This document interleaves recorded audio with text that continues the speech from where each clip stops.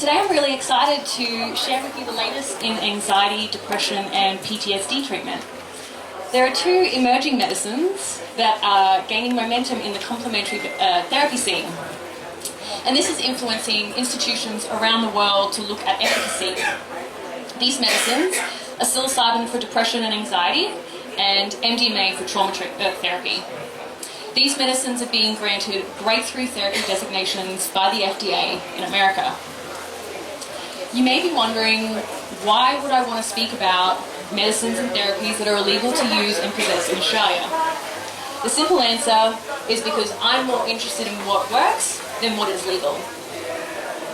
In 2010, my former partner came home from service in Afghanistan with conversion disorder, a unique form of post-traumatic stress which causes neurological symptoms.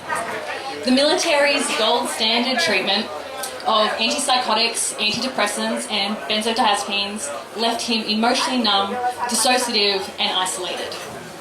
He soon turned to alcohol to feel something over the cocktail of prescribed pharmaceutical drugs.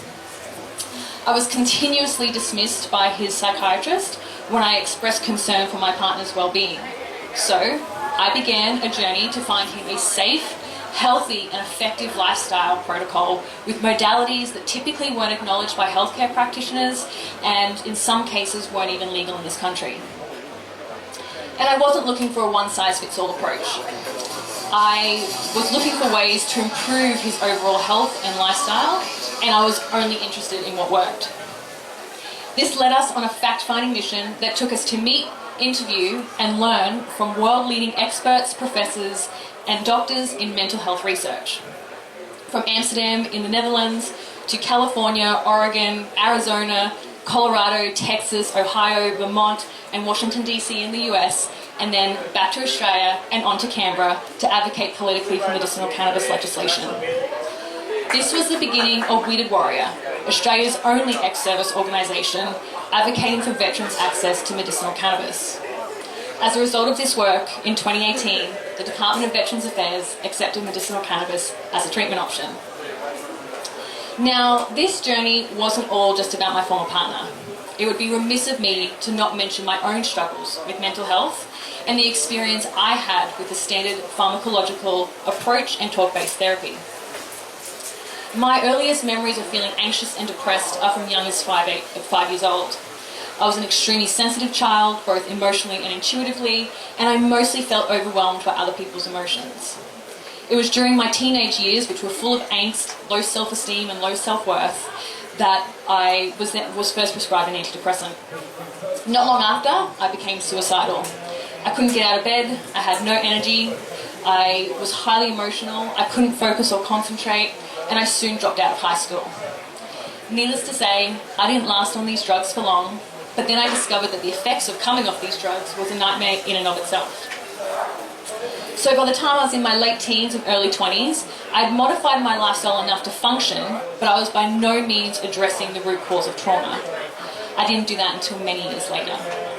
In early 2018, I moved to Portland, Oregon, and it was there that I worked in the legal cannabis industry and was also introduced to a community advocating for and using psilocybin and MDMA for therapeutic purposes. And I'll share some of my experiences using them both soon.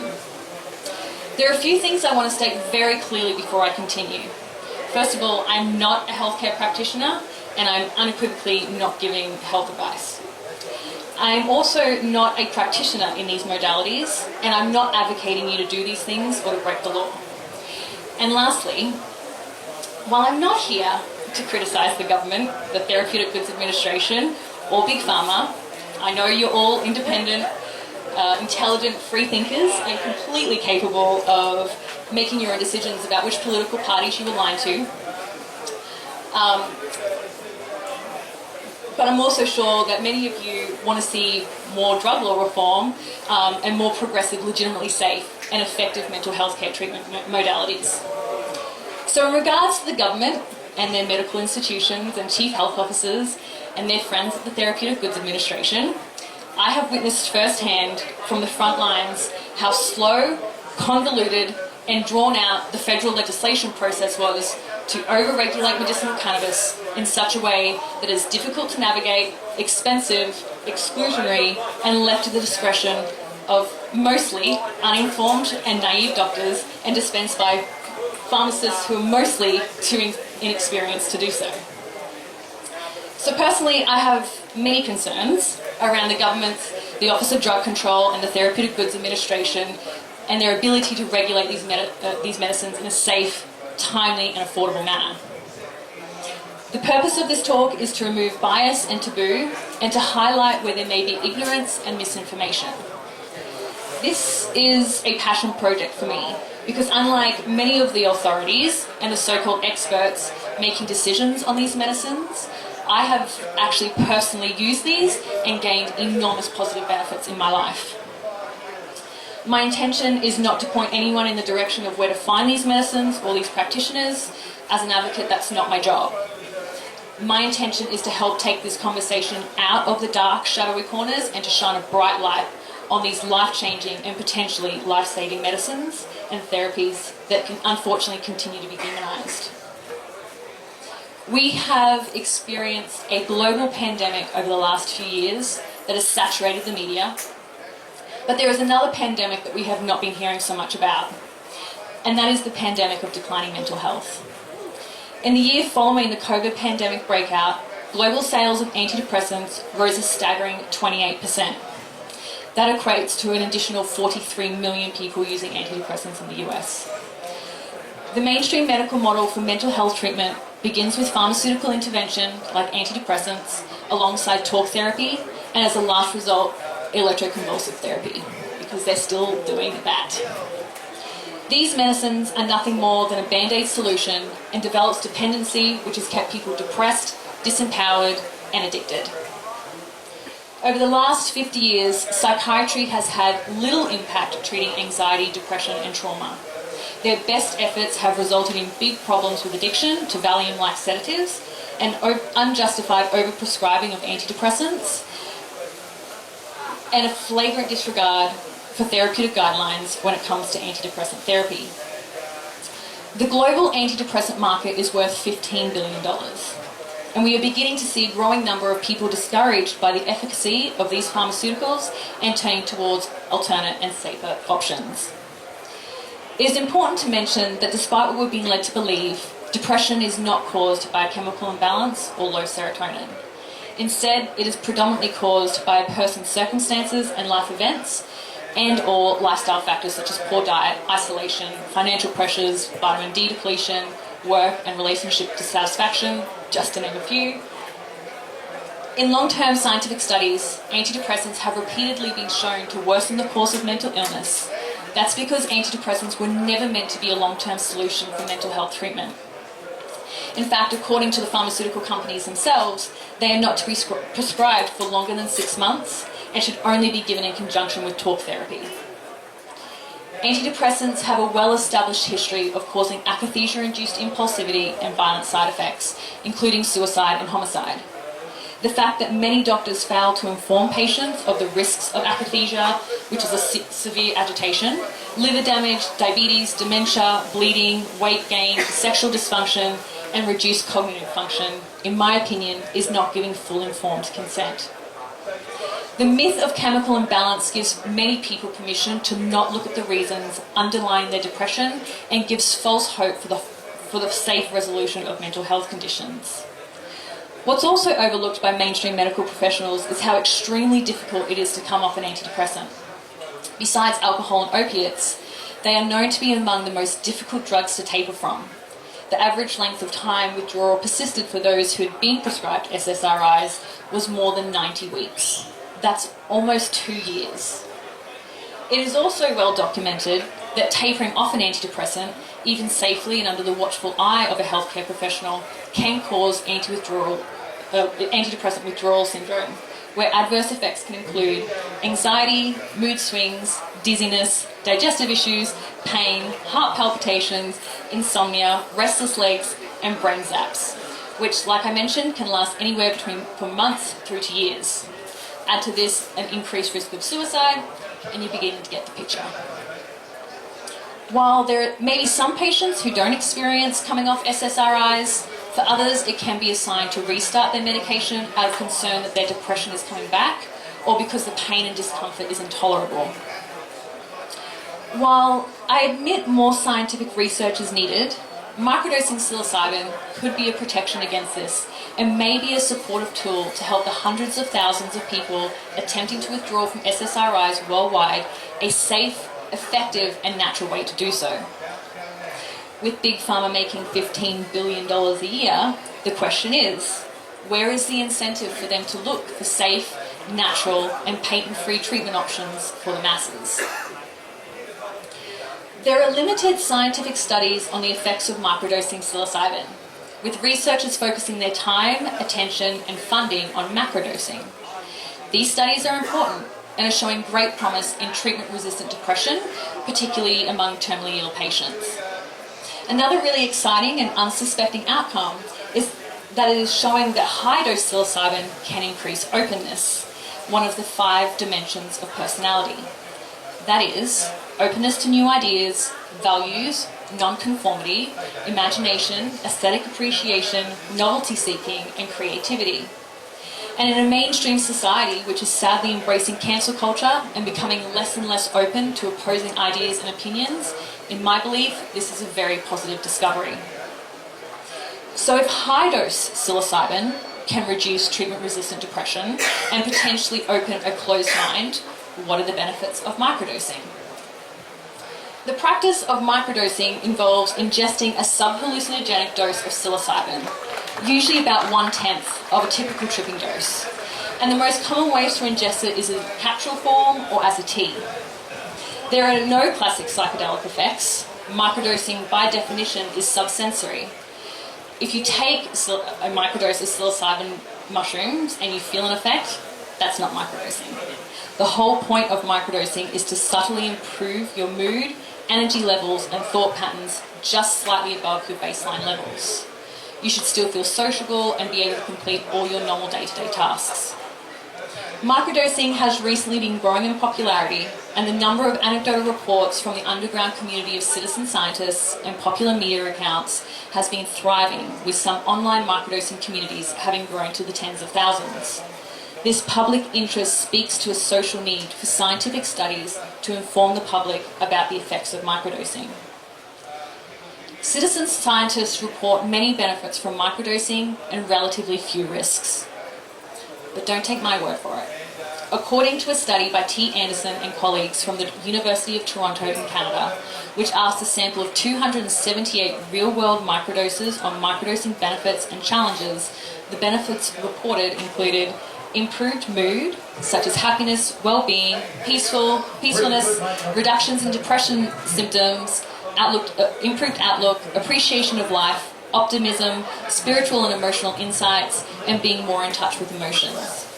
Reduced anxiety, including reduced social anxiety and sensitivity to trauma, improved motivation, confidence and self-care, improved sense of connection and empathy, improved creativity, such as shifting perspectives, curiosity and openness, improved focus, increased energy and cognitive benefits such as clarity of thought and memory, and physiological improvements such as enhanced senses, cardiovascular endurance, sleep quality, reduced migraines, and reduced substance dependence.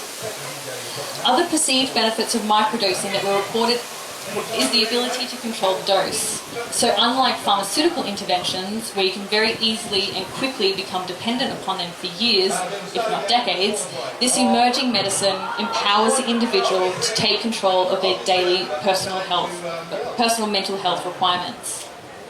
Now, obviously, with benefits comes challenges. According to the same research in Canada, illegality was the biggest challenge, with concerns around the use of microdosing psilocybin considered illegal in most places, and the consequences of doing so can lead to arrests, criminal records, and possible jail time.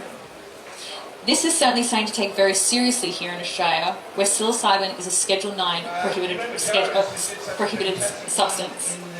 Also of concern in this research is the availability and the cost of the medicine, as well as the social stigma surrounding the use of these underground medicines and the feeling and feeling the need to hide one's activity from others. Also of interest with this research, and certainly from my own experience as well as mentors I've worked with overseas, physiological discomfort, increased anxiety and impaired focus were reported, but generally found to be associated with the dose being too high. And for those that are new to it, it may take a short period of time to find what is most suitable for you. This medicine, similarly to cannabis, is unique to you personally and requires experimentation to find your own individual dose.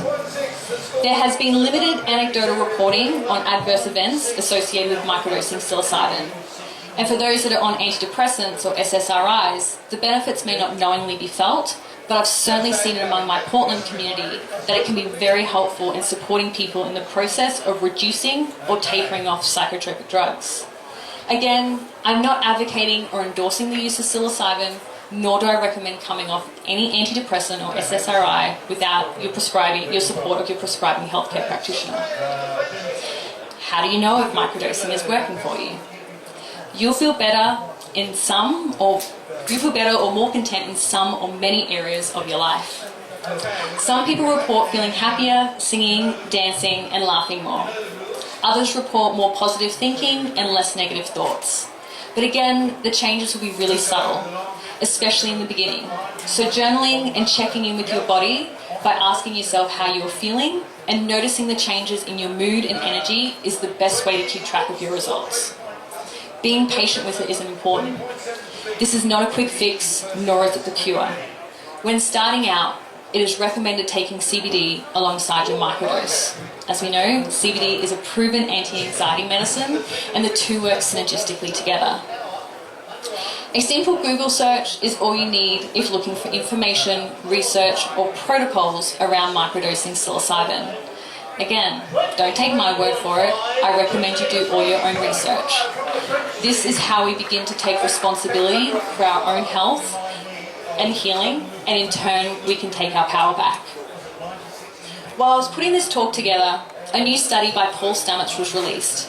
Stamets and his team created an app called Microdosed.me that allowed everyday people who were microdosing to document their experiences. There were 14,000 respondents, including microdoses and non-microdoses. And in a recent interview, Stamets opened up about this massive study, saying, "We were shocked. None of our researchers expected the data to be this good. We thought we'd see a little bit of an improvement, but not that high of an improvement over the baseline. We now know that psilocybin mushroom microdosing works. It is indisputable that there are benefits." My awareness around psilocybin began around 8 or 9 years ago, when I started with a couple of medium dose experiences at home, taken with therapeutic intention. Then I moved to Portland, Oregon, and was introduced to the benefits of microdosing.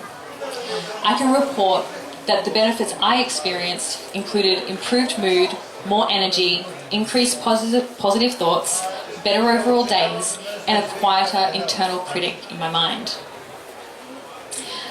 I wholeheartedly believe that microdosing helped ease my transition into my new American life, find my community, and reduce the homesickness.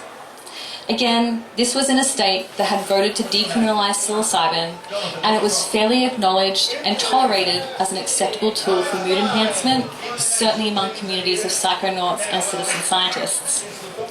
But it actually wasn't until the pandemic hit and 2 weeks to slow the curve became 2 years of lockdowns and isolation that I really started to use this natural medicinal fungi to its full potential. My US work visa was just about expired, and I was offered a job here in Australia to work in the pharmaceutical cannabis industry. Upon arriving back and starting that job, I soon realised that it wasn't for me and decided to go back to the US. On my way, I made a brief stop in New Zealand for a medicinal cannabis conference, when suddenly all the international borders closed. I had 24 hours to decide if I postponed my arrival in the US for 2 weeks or to come back to Australia and wait for it all to pass. I considered my options and reluctantly chose to come back to Australia, where the healthcare is free and financial support available should I need it. I stayed with a friend in a remote rural area for the first 8 weeks, where I felt depressed, alone, and extremely isolated. I quickly realised I wasn't going back to America anytime soon, which was devastating and frustrating to acknowledge. I moved to the Gold Coast where I didn't know anyone, but I felt I had more options for finding work. However, given this new challenging and changing COVID world, finding work, especially with my previous work experience, was beginning to feel impossible. I struggled to meet new friends and build connections, and while I generally have a fairly positive, upbeat disposition, I just couldn't find a way out of my negative mindset. And depression was definitely starting to creep back in. I was frustrated, angry, and I was very much pissed off with the world, and it was written all over me. It was at this point I sourced a supply of mushrooms for myself by simply picking from a local paddock with permission, and I began taking small doses a couple of times a week, just like I did in Portland. I soon noticed many things in my life changed for the better. I found myself in a new community of like-minded people, exercising and eating better, making new connections, building a coaching business and supporting myself, studying, and while I wasn't even looking, meeting my new partner. And while I was still finding it difficult to live with tyranny, lockdowns, isolation, disconnection, masks and vaccine mandates, and the lack of legitimate science and open debate, I felt I was more connected to nature and to myself. I was noticeably happier, more content about where I was in life, and more confident about the choices I was making. I was doing what I loved, supported by like-minded friends and community, and had landed on my feet at last. And then I simply had no need to continue, so I stopped, and it was that easy. But don't get me wrong, these changes didn't come with microdosing alone. I had to do the work. I changed my routine, I increased my self-care, I took responsibility for my decisions and the parts of my life that weren't working. And it was in doing so that I saw the possibility in what my life could be. Now let me share about another wonderful modality that I've utilised in my healing. How many of you here are aware that you can use MDMA to treat trauma? Can I get a show of hands? Cool, awesome. Okay, so I'll take you back to 2014 when I was the co-founder and director of Weighted Warrior. I was connected with many US veteran organisations, and through them I've been hearing about research being conducted into MDMA by MAPS, the Multidisciplinary Association for Psychedelic Studies.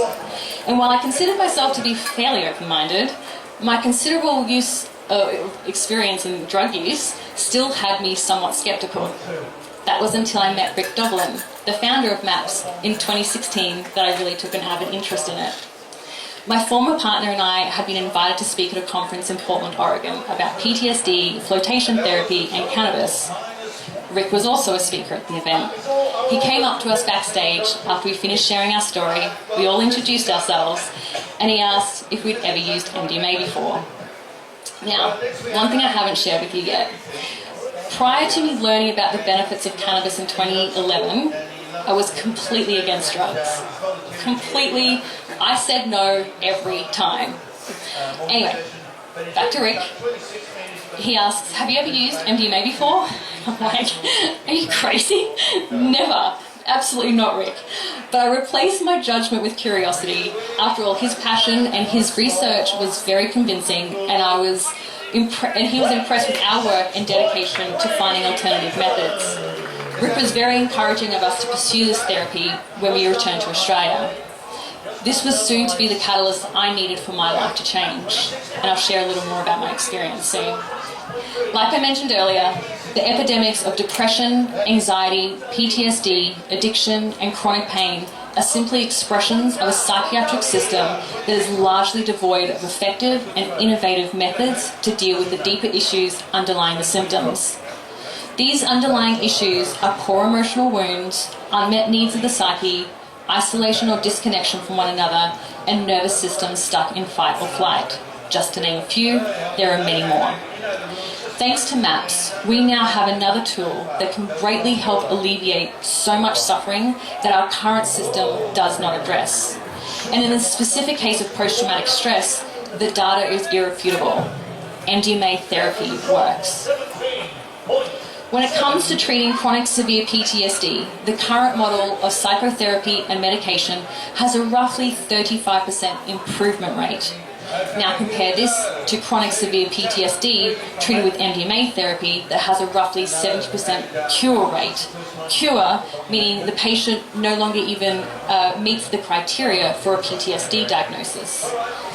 This is huge. Never before have we had such potential to help people heal trauma and instigate lasting change in their lives. There is a sense of urgency around widespread acceptance of this therapy. In Australia, we have now lost more veterans to suicide than we lost in the war in Vietnam. Now, it's easy to think that trauma is only associated with veterans of war, first responders, or rape victims. But I think it's important to point out that that's not the case at all. In the words of Gabor Mate, a world-renowned expert on trauma, addiction, and childhood development, trauma is not what happened to you, it's what's happening now inside of you because of what happened to you. It's a collective one that applies to all of us. Trauma is all around us, and we're all affected directly or indirectly, whether it's through first-hand experience of it, witnessing it in a loved one, this is called secondary or vicarious trauma, birth trauma, childhood trauma, or even generational trauma passed down through families. Trauma is everywhere. And unfortunately, I'm not sure anyone gets a free pass. But trauma does not need to be a life sentence that you are stuck with. You may have heard the saying, hurt people hurt people. When we start to do our healing, we can end the cycle of trauma, and it becomes unlikely to continue imprinting our trauma and hurts onto others. Now, you're probably not alone if you're sitting here wondering how an illegal party drug became a treatment for trauma. And it might surprise you to hear that it wasn't always considered illegal, and it was once upon a time used for exactly what I'm advocating for now. MDMA was discovered in 1912 by a chemist working for Merck, but no one really understood how it worked until a chemist named Alexander Shulgin independently synthesized it in 1965. Shulgin famously tested it on himself, saw that it had promise, and gave it to a psychotherapist friend named Leo Zeff. Zeff also thought it had great potential as an aid for psychotherapy because it lowered people's inhibitions and gave them deeper access to themselves. Zeff trained thousands of therapists around the world on how to use this compound in their therapy with great effect. But then it was caught up in the anti-drug campaigns of the 70s when the war on drugs began. Alongside cannabis and psilocybin, it was made a Schedule I drug in the US, which is equivalent to our Schedule IX, declaring it had no medicinal value and was as dangerous as heroin. And this is where it's remained ever since. But they got it horribly wrong. Whether through accident or intention, I'll leave that for you to decide. However, it's not lost on me that the drugs considered the most dangerous worldwide are psilocybin, MDMA, and cannabis. What we do know is that MDMA is one of the best compounds for dealing with trauma because it does three primary things. First, it relaxes the fear center. Second, it helps you achieve heightened sense of awareness. And third, it improves your level of connection between the memory center and the observation part of the brain. It bypasses our psychological defenses, therefore giving us access to the historical data needed for our healing. So how this actually looks is that it decreases self-limiting beliefs, increases self-love, heals unresolved, unreconciled, or incomplete psychological wounds or injuries, strengthens relationships through bonding, conflict resolution, and even assists conscious uncoupling. Which is actually where my journey with MDMA really began. Going back to 2016, after meeting Rick Doblin, my former partner and I came home from the US and took a very small amount of medicine. We had 2 sessions at home over a couple of months. And while it was incredibly bonding, we both had insights about how we saw our futures, and these futures didn't align. He wanted to move out of the city, away from as many people as possible, have a hobby farm, and raise children. I wanted to travel and experience the world, continue our advocacy work, and I wasn't ready to start a family. So after 8 incredibly loving years together, we came to a crossroads. It was such a difficult time. We had a couple of days away from each other to think about what we wanted. On the last day, he called to say he was coming home to chat, and I immediately knew it was going to be the end. What's your name? Where are you from, man? You want an easier question? I was so scared and filled with anxiety and grief. I started pacing the house. All of my trauma around my dad leaving when I was a little girl came rushing back, and my thoughts turned to, please don't leave me. I'll do whatever you want. We'll move to the country. We'll have babies. We'll live the quiet life. And even though I knew that I'd be miserable living that life, it was better than the thought of us going our separate ways and being alone. But then, out of nowhere, a little voice whispered to me to take a little dose of medicine. Now, a much younger version of myself would have said that I was just using drugs to cover up the discomfort of a difficult conversation and ultimate heartache. And I understand if some of you here think that too. But instead, it kept me strong. I didn't collapse or give in. I spoke my truth, and I stayed true to me. I listened intently to him. I didn't interrupt when it got difficult. I just listened, cried, and felt our deep collective heartbreak. This was the end, and somehow I knew we were both going to be okay. He went back to his mate's place, and I was left alone in the house. I was desperate to talk, so I got on the phone and spoke to anyone who would listen. It was during one of these conversations that I said I wanted to move to America. The problem was, I hadn't worked in 7.5 years. My skills were outdated, my areas of expertise meant little without a university degree, and I had no money of my own. I needed a job. But who was going to employ a 29-year-old with no skills? I soon learned that when you follow your intuition and make a well-needed change, everything falls into place. The next day I had a job. I literally called up a local float centre, and within minutes I was crying on the phone, asking for a job. Now, whether she felt pity for me, whatever, it doesn't matter. The very next day I came in for my first shift. I cried for the first hour, and then intermittently for the next 4 hours. I told her I wanted to move. She was so loving, patient and understanding, and I told her that I wanted to move to the US. And she said that I'd have a job at the centre until I made that happen. My now former partner and I were still sharing our home together. Mostly quite well, but it was definitely a very difficult time as we both processed our heartbreak. I focused my spare time on finding work in America. The first person I contacted for a job agreed to hire me and support me in the grueling process of applying for a US work visa. 3 months to the day that my partner and I broke up, I was on a flight and I was moving to the US. Two nights before I left, we did our last home MDMA session together. We used this as an opportunity to deeply connect, share our favourite memories, tell each other how much we loved each other, reconcile our hurts, and say our farewells. Now, there are a few things I hope you hear and take away from this. First, MDMA is a major catalyst for change and healing unreconciled trauma. In this case, it helped me see past the story I created when I was a hurt little girl about my dad leaving, which presented 27 years later as me consistently putting other people's wants, needs, and desires ahead of my own. Secondly, that you can get your healing with this medicine without a psychologist or a psychiatrist. In this case, I sat alone for a bit, I listened to my thoughts, and I spoke to trusted friends who held space and just listened to me unpack what I needed to in the moment. I didn't need a psychiatrist who, in my experience, are there to listen briefly for specific symptoms that can fit very neatly into a DSM diagnosis, and then flick you a script for an antidepressant on your way out. And I also didn't need a psychologist who, in my experience, reinforce your sad story time and time again. There are even some schools of thought that say therapists will only get in the way of this work.